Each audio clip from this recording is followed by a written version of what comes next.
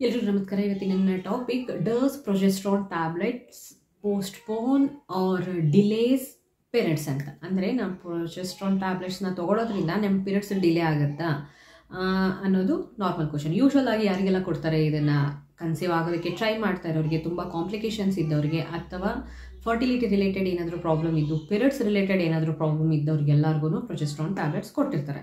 So ಯಾವಾಗ ಈ progesterone tablet ತೊಗೊತಾ ಇರ್ತೀವಿ ಆವಾಗ ನಮಗೆ ತೊಗೊಳ್ತಾ ಇರ್ತೀವಿ, ಆಮೇಲೆ ಕಿಟ್ಟಲ್ಲಿ ಚೆಕ್ ಮಾಡ್ತೀವಿ, ನೆಗೆಟಿವ್ ಇರುತ್ತೆ, ಆದರೆ ಪೀರಿಯಡ್ಸೂ ಬಂದಿರಲ್ಲ. ಸೊ ನಮಗೀಗ ನಾವು ಕನ್ಸೀವ್ ಆಗಿದ್ದೀವಿ ಅಂತನ ಅಥವಾ ಪ್ರೊಜೆಸ್ಟ್ರಾನ್ ತೊಗೊತಾ ಇರೋದ್ರಿಂದ ನಮ್ಮ ಪೀರಿಯಡ್ಸ್ ಡಿಲೇ ಆಗಿದೆ ಅಂತನ ಅನ್ನೋ ಕನ್ಫ್ಯೂಷನ್ ಯೂಶ್ವಲ್ ಆಗಿ ಎಲ್ಲರಿಗೂ ಬರುತ್ತೆ. ಅದು ಕಾಮನ್ ಕೂಡ, ನನಗೂ ಕೂಡ ಬರ್ತಾಯಿತ್ತು, ಆಯಿತಾ? ಸೊ ಹಾಗಾಗಿ ಅದೇ ಇವತ್ತಿನ ಟಾಪಿಕ್. ಸೊ ಪ್ರೊಜೆಸ್ಟ್ರಾನ್ ಹಾರ್ಮೋನ್ ಹೇಗೆ ಕೆಲಸ ಮಾಡುತ್ತೆ ಅನ್ನೋದನ್ನು ತಿಳ್ಕೊಳ್ಳಿ.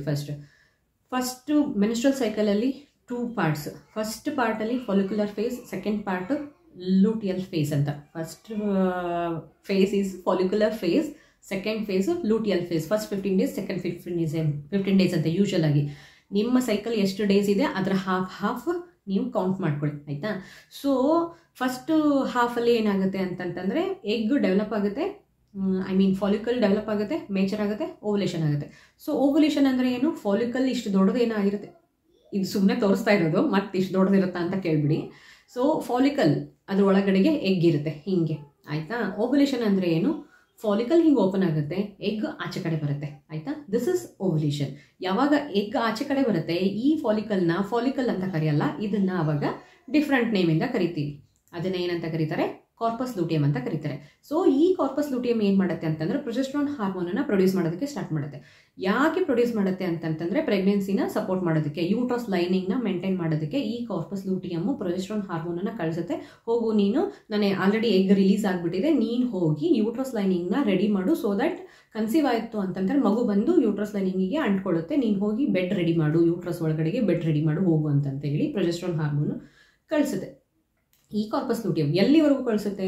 2 ವೀಕ್ಸ್ವರೆಗೂ ಕಳಿಸುತ್ತೆ, ಆಯಿತಾ? ಸೊ ಈ 2 ವೀಕ್ಸಲ್ಲಿ ಎಗ್ ಸ್ಪರ್ಮು ಮೀಟ್ ಆಗಬೇಕು, ಬರಬೇಕು, ಯೂಟ್ರಸ್ ಲೈನಿಂಗಿಗೆ ಅಂಟ್ಕೋಬೇಕು, ಆ್ಯಂಡ್ ಅಲ್ಲಿ ಮಗು ಬೆಳೀತಾ ಹೋಗಬೇಕು.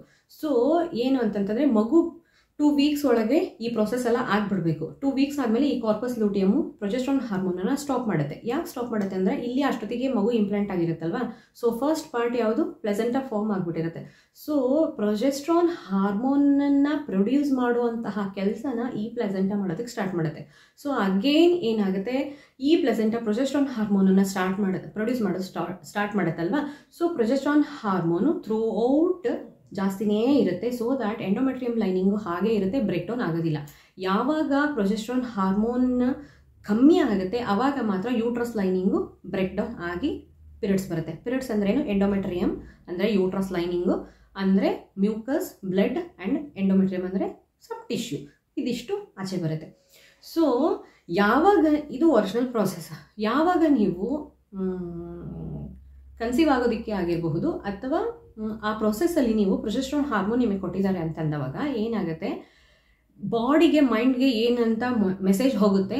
ಫಸ್ಟ್ ಥಿಂಗು ಅಂದರೆ ನೀವು ಕನ್ಸೀವ್ ಆಗೋದಕ್ಕಿಂತ ಮುಂಚೆ ನೀವು ಪ್ರೊಜೆಸ್ಟ್ರಾನ್ ಹಾರ್ಮೋನ್ ಟ್ಯಾಬ್ಲೆಟ್ಸ್ ತೊಗೊತಾ ಇದ್ದೀರಾ ಅಂತಂತಂದರೆ still you are in luteal phase ಅಂತ ಹೇಳಿ ನಿಮಗೆ ಮೆಸೇಜ್ ಹೋಗುತ್ತೆ. ಸೊ ದ್ಯಾಟ್ ಲೂಟಿಯಲ್ ಫೇಸ್ ಅಂತಂದ್ರೆ ಏನು? ಪ್ರೊಜೆಸ್ಟ್ರಾನ್ ಜಾಸ್ತಿ ಇದೆ, ಎಂಡೋಮೆಟ್ರಿಯಮ್ ಲೈನಿಂಗ್ ಹಾಗೆ ಇರಬೇಕು, ಬ್ರೇಕ್ ಡೌನ್ ಆಗಬಾರ್ದು ಅನ್ನೋ ಇದು ಇರುತ್ತೆ, ಆಯಿತಾ? ಮೆಸೇಜ್ ಇರುತ್ತೆ. ಸೊ ಹಾಗಾಗಿ ಎಂಡೋಮೆಟ್ರಿಯಮ್ ಲೈನಿಂಗು ಬ್ರೇಕ್ ಆಗೋದಿಲ್ಲ, ಹಾಗೆ ಇರುತ್ತೆ.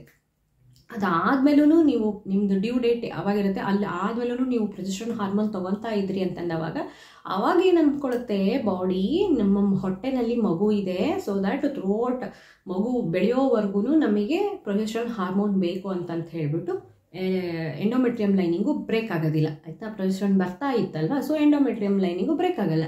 ಸೊ ಹಾಗೆ ಥ್ರೂ ಔಟ್ ಕಂಟಿನ್ಯೂ ಆಗುತ್ತೆ. ಅನ್ಲೆಸ್ ಆ್ಯಂಡ್ ಅಂಟಿಲ್ ನೀವು ಪ್ರೊಜೆಸ್ಟ್ರಾನ್ ಹಾರ್ಮೋನ್ ಎಲ್ಲಿವರೆಗೂ ತೊಗೋತಾ ಇರ್ತೀರಾ ಅಲ್ಲಿವರೆಗೂ ಎಂಡೋಮೆಟ್ರಿಯಮ್ ಲೈನಿಂಗು ಬ್ರೇಕ್ ಆಗಲ್ಲಪ್ಪ. ಇಷ್ಟೇ ಸಿಂಪಲ್ ಫಂಡ. ನೀವು ಎಲ್ಲಿವರೆಗೂ ಪ್ರೊಜೆಸ್ಟ್ರಾನ್ ಹಾರ್ಮೋನ್ ತೊಗೊತಾ ಇರ್ತೀರಿ ಅಲ್ಲಿವರೆಗೂ ಎಂಡೋಮೆಟ್ರಿಯಮ್ ಲೈನಿಂಗು ಬ್ರೇಕ್ ಆಗಲ್ಲ, ನಿಮಗೆ ಪೀರಿಯಡ್ಸ್ ಬರೋದಿಲ್ಲ. ಸೊ ಓನ್ಲಿ ಪ್ರೊಜೆಸ್ಟ್ರಾನ್ ಹಾರ್ಮೋನ್ ತೊಗೊತಾ ಇದ್ರಿ ಅಂತಂದರೆ, ಟ್ಯಾಬ್ಲೆಟ್ಸ್ ತೊಗೊತಾ ಇದ್ರಿ ಅಂತಂದರೆ ನಿಮ್ಮ ಪೀರಿಯಡ್ಸ್ ಯೂಶ್ವಲಾಗಿ ಡಿಲೇ ಆಗುತ್ತೆ. This is usual. But tablets ತೊಗೊಳ್ಳೋದನ್ನ ನೀವು ಯಾವಾಗ ಸ್ಟಾಪ್ ಮಾಡ್ತೀರಾ ಅಲ್ಲಿಂದ 3 to 5 ಡೇಸಲ್ಲಿ ನಿಮಗೆ ಯೂಶ್ವಲಾಗಿ ಪೀರಿಯಡ್ಸ್ ಬರಬೇಕು, ಆಯಿತಾ? ಸೊ ಬಂದಿಲ್ಲ ಅಂತಂತಂದರೆ ಡಾಕ್ಟ್ರನ್ನ ಮೀಟ್ ಮಾಡೋದು ತುಂಬಾ ಇಂಪಾರ್ಟೆಂಟ್. ಯಾಕೆ ಅಂತಂತಂದರೆ ಯೂಶ್ವಲ್ ಆಗಿ ನೀವು ಪ್ರೊಜೆಸ್ಟ್ರಾನ್ ಹಾರ್ಮೋನ್ ಟ್ಯಾಬ್ಲೆಟ್ಸ್ನ ತೊಗೊತಾ ಇದ್ದೀರಾ, ಕಿಟ್ಟಲ್ಲಿ ಚೆಕ್ ಮಾಡ್ತಾ ಇದ್ದೀರಾ, ಅದರಲ್ಲಿ ನೆಗೆಟಿವ್ ಇದೆ, ಕಿಟ್ಟಲ್ಲಿ ನೆಗೆಟಿವ್ ಇದೆ, ಆದರೆ ನಿಮ್ಮ ಪೀರಿಯಡ್ಸೂ ಕೂಡ ಬಂದಿಲ್ಲ ಅಂತಂದಾಗ what is the problem? 10-15 days ಆದ್ರೂ ನಿಮಗೆ ಕಿಟ್ಟಲ್ಲಿ ನೆಗೆಟಿವ್ ಬರ್ತಾ ಇದೆ ಆ್ಯಂಡ್ ಪೀರಿಯಡ್ಸೂ ಬರ್ತಾ ಇಲ್ಲ ಅಂತಂದಾಗ ಡಾಕ್ಟರ್ನ ಮೀಟ್ ಮಾಡಬೇಕಾಗಿರುವಂಥದ್ದು ತುಂಬ ಇಂಪಾರ್ಟೆಂಟ್. ಯಾಕೆ ನಿಮಗೆ ಪೀರಿಯಡ್ಸ್ ಬಂದಿಲ್ಲ ಅಂತಲೂ ಆಗಿರ್ಬೋದು, ಯಾಕೆ ನಿಮಗೆ ಕಿಟ್ಟಲ್ಲಿ ಪಾಸಿಟಿವ್ ಬರ್ತಿಲ್ಲ ಅಂತಲೂ ಆಗಿರ್ಬೋದು. ಬೋತ್, ಎರಡು ವೇಸ್ ಇದೆ, ಪಾಸಿಟಿವ್ ಇರ್ಬೋದು, ನೆಗೆಟಿವ್ ಇರ್ಬೋದು, ಬೋತ್. ಸೊ ಹಾಗಾಗಿ ಡಾಕ್ಟರ್ನ ಮೀಟ್ ಮಾಡೋದು ತುಂಬಾ ಇಂಪಾರ್ಟೆಂಟ್. ಡಾಕ್ಟರ್ ಅನಲೈಸ್ ಮಾಡ್ತಾರೆ ನಿಮಗೆ ಯಾಕೆ ಪೀರಿಯಡ್ಸ್ ಬಂದಿಲ್ಲ ಅಥವಾ ನೀವು ಕನ್ಸೀವ್ ಆಗಿದ್ರೋ ಇಲ್ವೋ ಅನ್ನೋದನ್ನು ಚೆಕ್ ಮಾಡಿಬಿಟ್ಟು ಅಕಾರ್ಡಿಂಗ್ಲಿ ನಿಮಗೆ ಟ್ರೀಟ್ಮೆಂಟ್ನ ಕೊಡ್ತಾರೆ. ಓಕೆ, ಸೊ ಪ್ರೊಜೆಸ್ಟ್ರಾನ್ ಹಾರ್ಮೋನ್ ಟ್ಯಾಬ್ಲೆಟ್ಸಿಂದ ಪೀರಿಯಡ್ಸ್ ಡಿಲೇ ಆಗುತ್ತಾ ಅಂತಂದರೆ ಎಸ್, ಆಬ್ವಿಯಸ್ಲಿ ಡಿಲೇ ಆಗುತ್ತೆ. ಯಾಕೆ ಅಂತಂದರೆ ಬಾಡಿಗೆ ಮೆಸೇಜ್ ಏನು ರೀಚ್ ಆಗುತ್ತೆ ಅಂತಂತಂದರೆ ಎಂಡೋಮೆಟ್ರಿಯಂ ಲೈನಿಂಗ್ನ ಬ್ರೇಕ್ ಮಾಡಬಾರ್ದು, ಇನ್ನೂ ಟೈಮ್ ಬಂದಿಲ್ಲ, ಹಾಗೆ ಮೇಂಟೈನ್ ಮಾಡುವಂತ ಅಷ್ಟೇ, ಆಯಿತಾ. ಸೊ ಹಾಗಾಗಿ ಪೀರಿಯಡ್ಸು ಯೂಶ್ವಲ್ ಆಗಿ ಡಿಲೇ ಆಗುತ್ತೆ. ನಿಮಗೆ ಇದು ಪ್ರೊಜೆಸ್ಟ್ರಾನ್ ಹಾರ್ಮೋನ್ಸ್ ಬಗ್ಗೆ ಏನಾದರೂ ಮತ್ತೇನಾದರೂ ಡೌಟ್ ಇತ್ತು ಅಂತಂತಂದರೆ ಲೈಕ್ ಮಾಡಿ ಕಮೆಂಟ್ ಬಾಕ್ಸಲ್ಲಿ ತಿಳಿಸಿ, ಉತ್ತರ ಕೊಡೋದಕ್ಕೆ ಟ್ರೈ ಮಾಡ್ತೀನಿ. ಆ್ಯಂಡ್ ಈ ವಿಡಿಯೋ ನಿಮಗೆ ಇನ್ಫಾರ್ಮೇಟಿವ್ ಅಂತ ಅನ್ನಿಸ್ತು ಅಂತಂತಂದರೆ ಲೈಕ್ ಮಾಡಿ, ಕಮೆಂಟ್ ಮಾಡಿ, ಶೇರ್ ಮಾಡಿ ಆ್ಯಂಡ್ ನನ್ನ ಚಾನಲ್ನ ಸಬ್ಸ್ಕ್ರೈಬ್ ಮಾಡಿ. ಧನ್ಯವಾದ.